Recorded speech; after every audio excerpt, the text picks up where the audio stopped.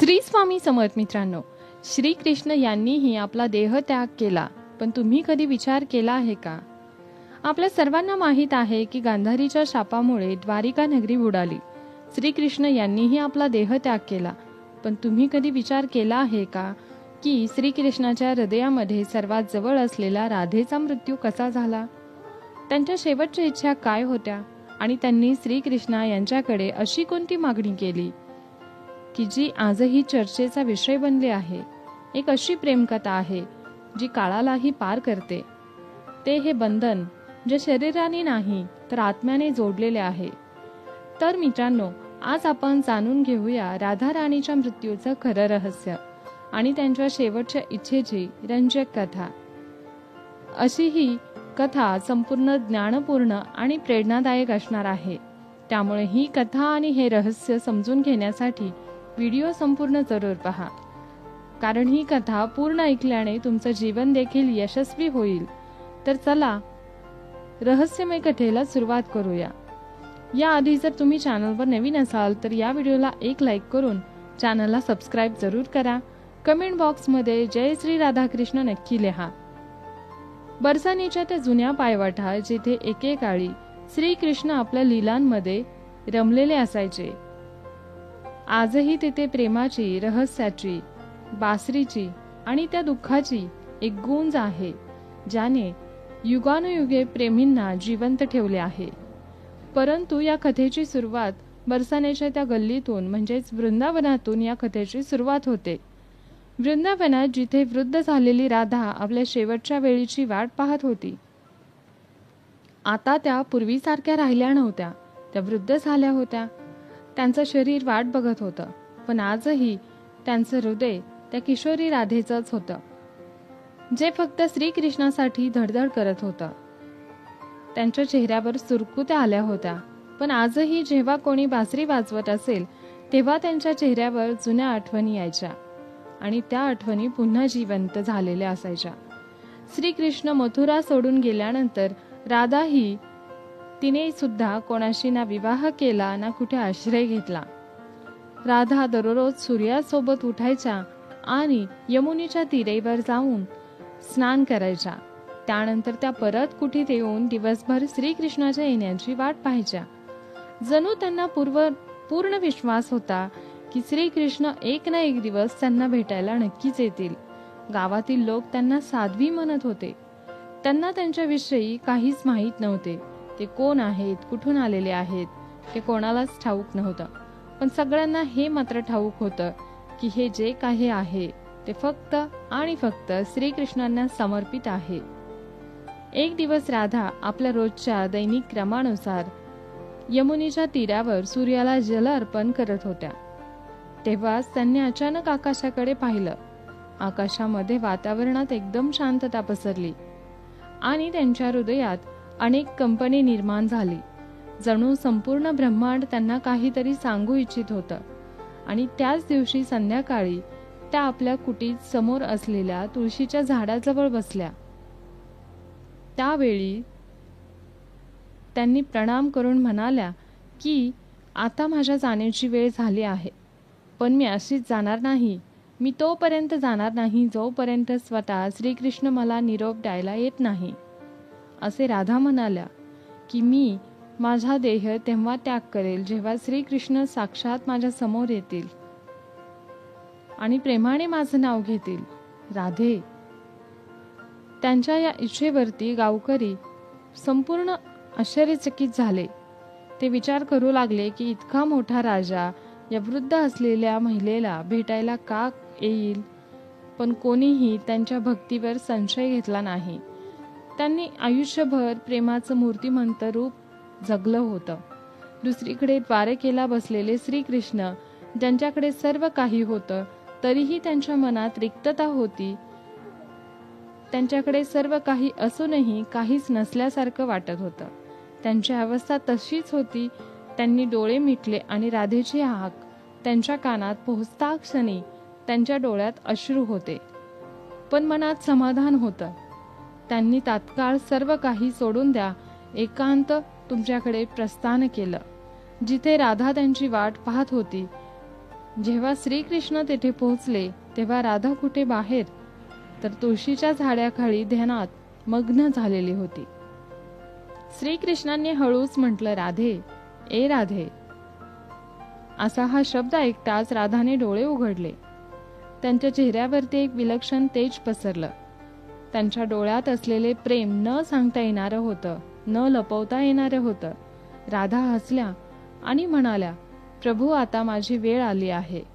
माझी आत्मा आता विश्रांती घेऊ इच्छिते.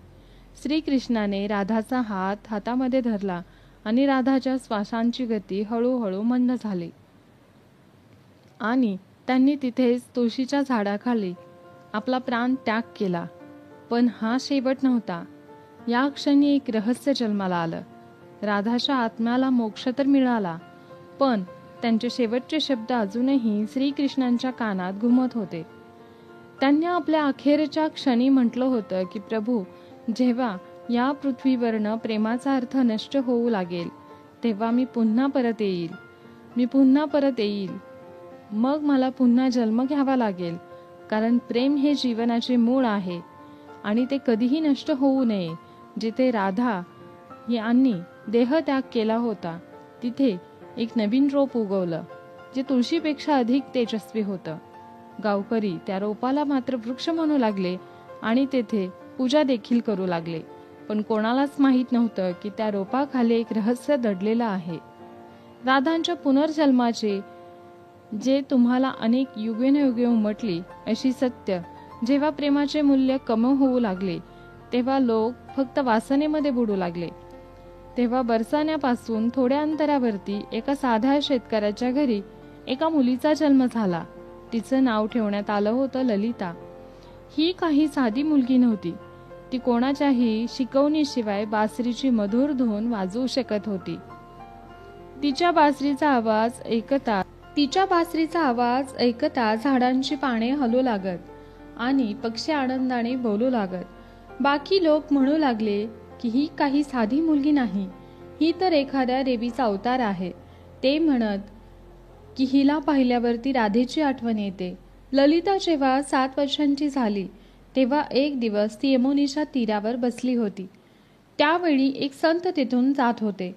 त्यांनी ललिताकडे पाहिलं आणि तिच्या डोळ्यांमध्ये डोकावलं तेव्हा ते सुद्धा स्तब्ध झाले. त्यांनी म्हटलं, तीच चंचल नजर, तेच स्मित हास्य. राधे, तू परत आली. ललिताला नेहमी स्वप्नात एक सुंदर सावळा पुरुष दिसत असे, जो कोणी नसून श्रीकृष्णच होते. ते काही बोलत नसत, फक्त बासरी वाजवत असतात. एक दिवस ललिताने आपल्या आईला विचारलं सुद्धा की आई, प्रेम म्हणजे नक्की काय असतं? आईने उत्तर दिलं की पोर, अजून तू लहान आहेस, तुला प्रेमाचा अर्थ काय कळणार? तेव्हा ललिता शांत झाली, पण तिच्या डोळ्यांमध्ये एक जुनी वेदना होती. जणू तिने हा प्रश्न आधीही कोणाला तरी कधी विचारला होता. जेव्हा ललिता 13 वर्षांची झाली तेव्हा एक दिवस ती यमुनेच्या तीरावर बसून बासरी वाजवत होती. अचानक तिच्या बासरीतून एक वेगळीच धून निघू लागली. तीच धून जी श्रीकृष्ण तिच्या स्वप्नात येऊन वाजवत असतात. ललिताने ती मूर्ती बाहेर काढली. ती मूर्ती श्रीकृष्णाची होती. जिथे बासरी धरली होती जशीच ललिताने ती मूर्ती हातात घेतली आणि त्यातून एक दिव्य आवाज आला, तू परत आली आहेस. तू कोण होती? तर तिला राधिका म्हणत होती. त्या दिवसानंतर ललिताचं वागणं पूर्ण बदलून गेलं. ती अधिक खोल विचार करू लागली की सर्व ती जाणून घेऊ इच्छित होती. मी कोण आहे? तिचा जन्म कोणासाठी झाला आहे? कशासाठी झाला आहे? का तिला प्रेम आणि श्रीकृष्ण हे शब्द इतके आकर्षित का करतात?